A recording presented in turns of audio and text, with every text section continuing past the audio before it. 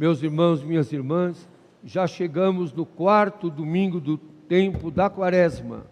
E ouvir esse trecho do Evangelho de hoje nos causa, de certa forma, perplexidade. Quem não ficar perplexo ouvindo esse texto do Evangelho, o capítulo 15 de Lucas, que são as parábolas da misericórdia. Esses textos estão no coração do Evangelho de São Lucas e querem mostrar para nós como é Deus. Qual é a imagem de Deus que nós temos? E ele começa dizendo: os publicanos e pecadores, isto é, a caterva, toda gente que é de outra religião, gente que não prestava, gente rejeitada, gente mal falada, aproximavam-se de Jesus para o escutar. Olha que coisa interessante, não é? Os mal falados, os rejeitados, os enjeitados, aproximavam-se de Jesus para o escutar. E os fariseus, porém, e os mestres da lei, os piedosos, os religiosos, os que zelam pela ortodoxia, os que cumprem toda a lei, os católicos, quer dizer, a turma mais piedosa, criticavam Jesus. Que coisa, não é? Os que não prestavam, a caterva, os rejeitados, vinham escutar Jesus. Jesus atraía os rejeitados. E os religiosos, os piedosos, aqueles que têm toda a posse da verdade, que sabem exatamente como é ser seguidor, não sei de quem, mas esses criticavam Jesus. É impactante isso, não é? E no mundo de hoje, na realidade que nós vivemos, nas críticas que até fazem ao Papa Francisco, e o que eles dizem? Este homem, esses que criticam Jesus, não têm coragem de dizer o nome dele. Eles não falam Jesus, eles falam, esse homem aí, este homem acolhe os pecadores e faz refeição com eles. Esse homem aí recebe bênção da Mãe de Santo, come com os moradores de rua, anda no meio dos maloqueiros. Viram o que falaram para Jesus? Esse homem acolhe os pecadores. Imagine, acolher os pecadores é um problema. E o pior, e faz refeição com eles. Quer dizer, está contaminado por eles. Porque os judeus não tinham talheres no tempo de Jesus. Era colocado tacho de comida e todos pegavam com a mão o que iam comer. Então era considerado impuro comer com os pecadores.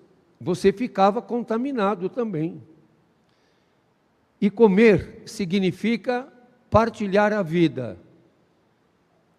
É tão bonito toda sexta-feira, quando nós temos feito a refeição com os irmãos de rua, lá na Praça dos Caminhoneiros, na Zona Norte, eu fico até comovido. Esses últimos dias, quando a gente chega, às vezes atrasa um pouquinho, eles estão todos sentados em cima do lugar onde a gente arma a mesa esperando.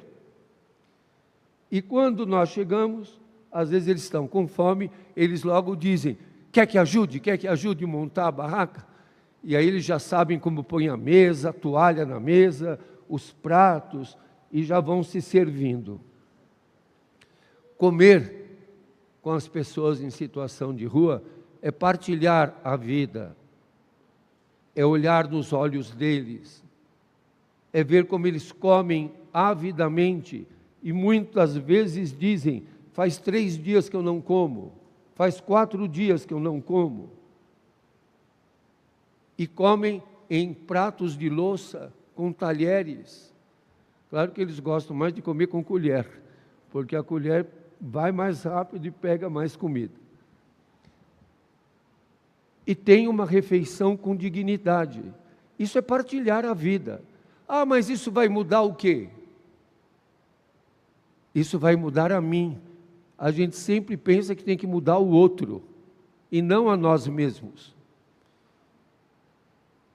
E muda a mim para que eu lute, para que haja mesa posta para todos. Por isso que o altar, aqui no meio da capela, é uma mesa onde todos podem se servir. Essa mesa, que é o altar, não é VIP, é para todos. Jesus diz: eu vim para que todos tenham vida. Então Jesus conta essa parábola, não para os discípulos, ele conta para os religiosos, falando que um pai tinha 2 filhos, e o mais novo pediu a herança dele. Primeiro que ele foi extremamente irreverente, ele pediu a herança com o pai vivo. E segundo a lei judaica desse tempo, o filho mais novo recebe uma parte e o filho mais velho o dobro. Quer dizer que o filho mais velho que ficou recebeu o dobro. Essa coisa que a herança é a mesma coisa para todos, no judaísmo não era assim. Então o filho mais velho recebia o dobro. E o mais novo foi-se embora. E a gente viu a história toda. Foi parar no chiqueiro. O judeu que não come carne de porco, ter que parar no chiqueiro e ter que comer a lavagem do porco é muita humilhação. E aí ele lembrou, é interessante esse detalhe, na casa do meu pai tem pão com fartura para os empregados. Ele lembrou do pão na casa do pai, ele não lembrou do pai, ele lembrou do pão. Falou: eu vou voltar lá. Ele não disse porque eu amo meu pai, porque eu estou com saudades do meu pai. Ele quis voltar por quê? Porque ele estava com fome. Que coisa, né? Ele não disse: vou voltar porque meu pai está magoado, vou voltar porque meu pai está triste, vou voltar porque eu estou com saudades do meu pai. Não, ele falou: vou voltar porque eu estou com fome. No que ele estava interessado? Na comida, não no pai. E quando ele veio, o pai viu de longe o filho, e o pai começa a fazer tudo o que não pode. Já que o filho tinha ido embora, o pai deveria ficar sentado na sala, esperando o filho chegar até ele. O que esse pai fez? Correu ao encontro do filho. Um filho ingrato que pegou a herança com o pai vivo, que gastou tudo, que foi parar no chiqueiro, que está com fome e por isso voltou. O pai sai correndo para abraçar o filho. Abraça o filho, cobre de beijos, que é o sinal do perdão, manda pôr a melhor túnica, põe sandálias, porque só os donos da casa usavam sandálias, os servos andavam descalços, e ele queria só ser um servo. E o exagero dos exageros, o pai manda pôr o anel no dedo do filho. E o anel não é um enfeite, o anel seria como ele dissesse: dá para o meu filho o cartão de crédito e a senha, porque era com o anel que se assinava os documentos para movimentar o dinheiro. Esse filho aprontou tudo isso. O pai põe túnica, sandália, dá o cartão de crédito, dá um iPhone para ele e ainda dá a senha do cartão. Esse pai é um exagerado, não é? Ou vocês acham que não? Vocês ficaram tão em silêncio. Esse pai é um exagerado?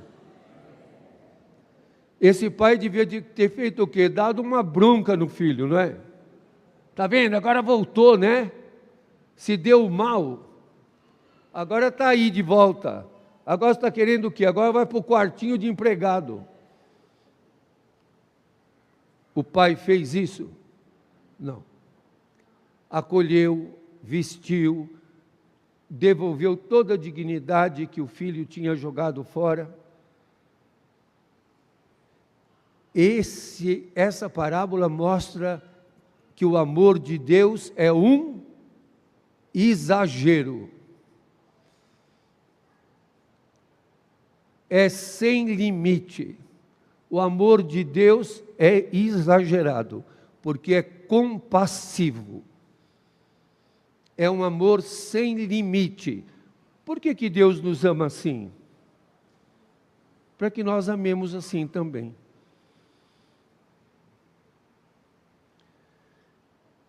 E quando o filho mais velho, aquele que tinha recebido 2 vezes o dobro do que o filho mais novo, volta e diz: que bagunça é essa aí? Ah, é o teu irmão que voltou. E meu pai está fazendo um churrasco, a maior festa, tem chopp, tem tudo aí. E ele não gostou e diz aqui, ficou com raiva e não queria entrar. O pai saindo insistia com ele. E aí qual que é o erro do segundo filho? Eu trabalho para ti. Há tantos anos, jamais te desobedeci.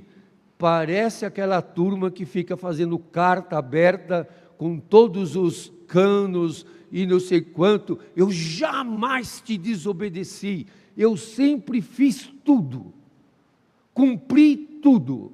E você não me deu nem um cabrito para eu festejar. Eu tinha recebido 2 vezes mais que o outro. E esse aí, ele fala, este teu filho, ele não fala nem esse, o meu irmão, fala, esse teu filho aí, quando o irmão briga, fala, né, esse teu filho aí, você fez tudo isso para ele. Eu fico com pena desse pai também, porque os 2 filhos, um voltou porque estava com fome, gastou tudo, e o outro que estava lá e que ganhou o dobro, também não fala para o pai, eu sempre te amei. Fala para o pai, eu sempre te servi. Eu sempre te obedeci. Esse pai, olha, é muito sofrido, porque os 2 filhos, nenhum dos 2, nem o que foi, nem o que ficou e reclamou, falaram que amavam o pai.